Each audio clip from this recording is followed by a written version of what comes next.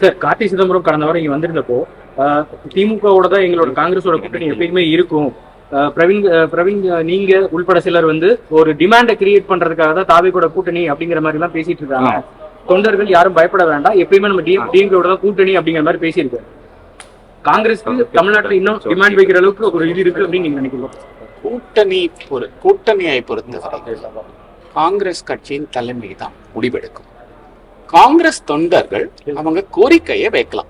இது நாங்க ஒரு டெமோக்ராட்டிக் பார்ட்டி, எங்களுது யார் வேணா எந்த கோரிக்கையும் வைக்கலாம். அதுல ஒன்றும் இதே இல்லை, பிரச்சனையே கிடையாது. இது வந்து கோரிக்கை வைக்கிறாங்க, ஆனா கடைசி முடிவு காங்கிரஸ் கட்சி தலைமை தான் எடுக்கும்.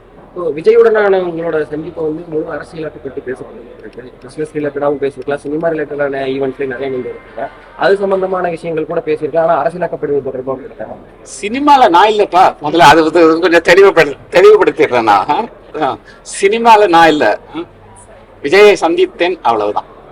அதுக்கு மேல எதுவும் சொல்ல முடியல.